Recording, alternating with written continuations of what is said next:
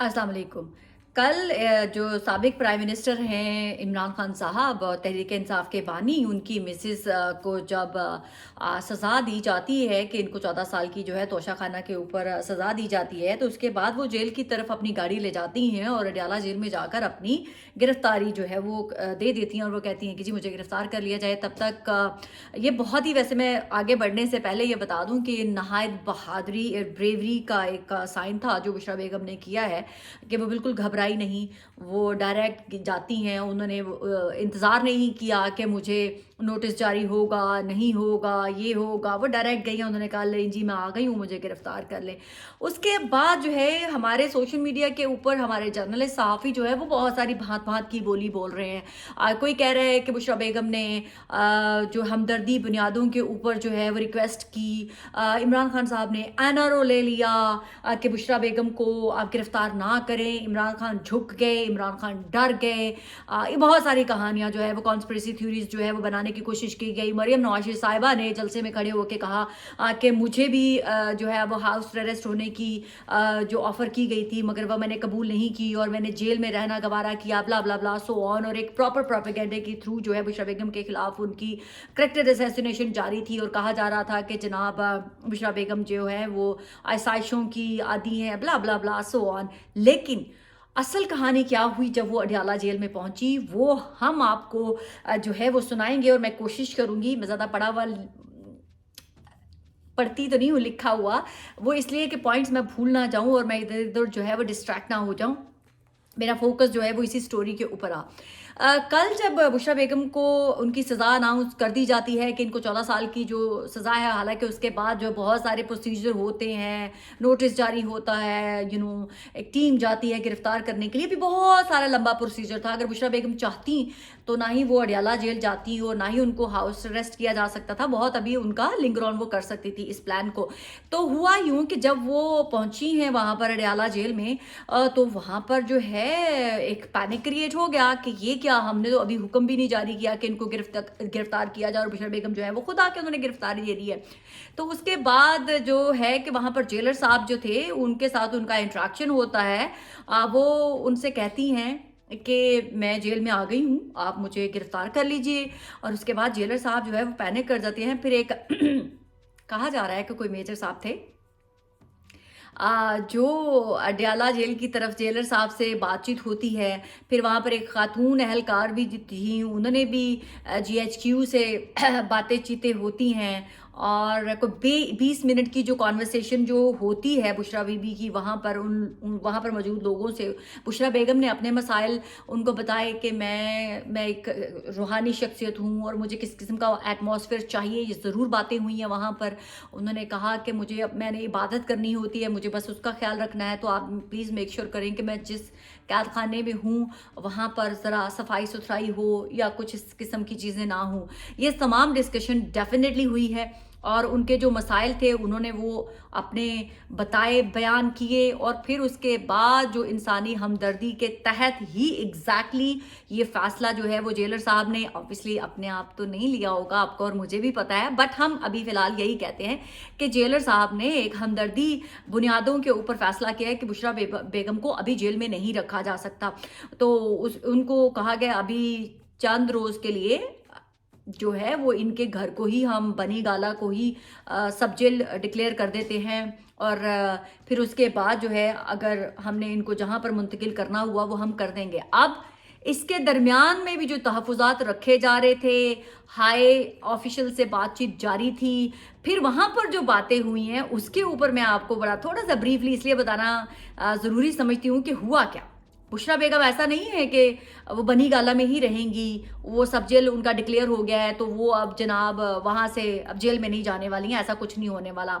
उस तमाम डिस्कशन के अंदर क्या हुआ, उनको क्या ब्रीफिंग दी गई, कैसे होगा, उनको कहा गया कि जिस तरह से मरियम नवाज शरीफ साहिबा कोटला पद जेल में रही हैं वहाँ पर उनके लिए भी एक कमरा तैयार किया गया था, उनका अपना एक प्राइवेट जो है वॉशरूम था। तो हम आपको या तो वहाँ पर जो है वो ट्रांसफ़र कर देते हैं या फिर आप उन्हीं की तरह का ख़ुद भी एक जो है वो कमरा वहाँ पर बनवा लें और वो जब तक नहीं बन जाता तब तक आप अडयाला जेल में ही रहें और जब वो तैयार हो जाएगा तो हम आपको अडयाला या कोटला लखपत जेल में जो है वो मुंतकिल करवा दिया जाएगा। हाँ, बुशरा बेगम को जब ये पूछा गया तो वो ये ज़रूर उन्होंने कहा कि मुझे कोट लखपत जेल में जो है आप भेज दें। पहले उन्होंने यही कहा कि जो मरियम नवाज शरीफ साहिबा को कमरा दिया गया था, बेशक आप मुझे वहीं पर भी ट्रांसफ़र कर सकते हैं, मुझे कोई प्रॉब्लम नहीं है क्योंकि उसमें प्राइवेसी है।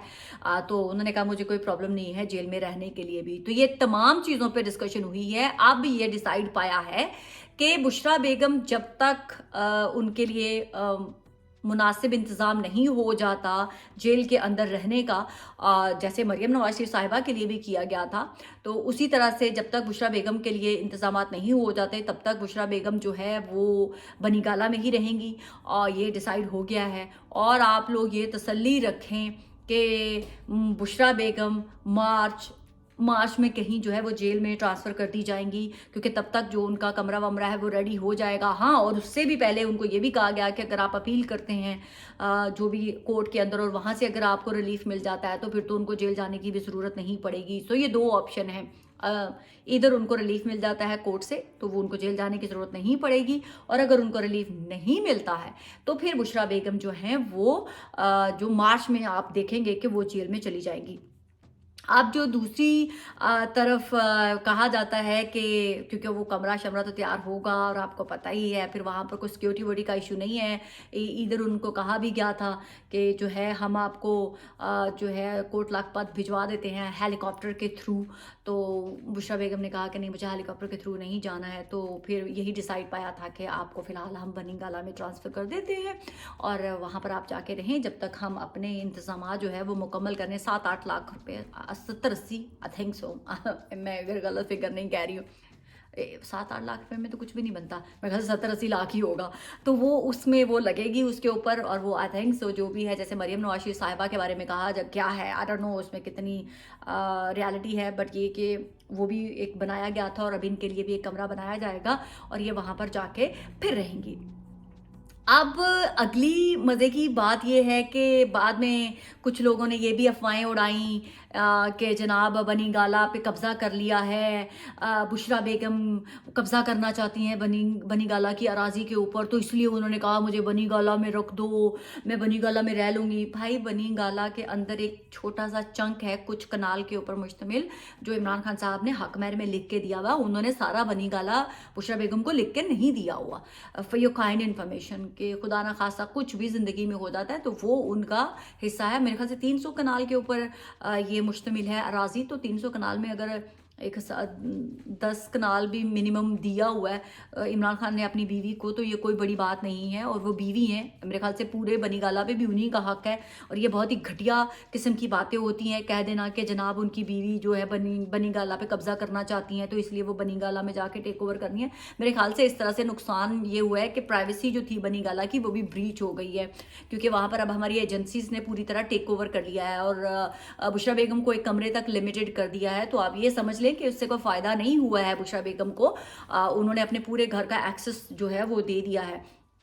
लेकिन फ्यूचर में आई डोंट नो, मुझे क्यों ऐसा लग रहा है कि बुशरा बेगम जेल जाने से बच जाएंगी। अगर नहीं बचती हैं तो वो मार्च में जेल में आप लोगों को नज़र आएंगी, ये मैं आपको आज ही बता रही हूँ। दूसरी तरफ मैं अपनी एक बहुत ही ब्रेकिंग स्टोरी है, मैं इसलिए मैंने कल भी अपने लाइव सेशन में जाके बताया था कि पाकिस्तान के जो प्राइम मिनिस्टर हैं अनवारुल हक काकड़ साहब, वो गायब हैं। वो इतने पाकिस्तान में मेजर इंसिडेंट हो रहे हैं लेकिन वो कहीं नज़र नहीं आ रहे और किसी सहाफ़ी ने ये बात नहीं उठाई है। मैंने सोचा, मैंने वेट किया कि कुछ कहीं से खबर आएगी, कहीं से खबर नहीं आई है। कहा ये जा रहा है, मैं पहले चेक कर लूँ मेरे पर तो नहीं है ना, क्योंकि मेरे पर होते ना तो कसम से ये खबर जो है मैं उसकी हल्की सी 0.0001% बताने जा रही हूँ तो मेरे पर चल जाते। थैंक गॉड मेरे पर नहीं है तो मैं बच गई हूँ, वरना मेरे पर चल जाते। प्राइम मिनिस्टर हाउस एंड जो ऐवान सदर है उसके दरमियान में एक बहुत बड़ा घर है जहाँ पर जो है वो एक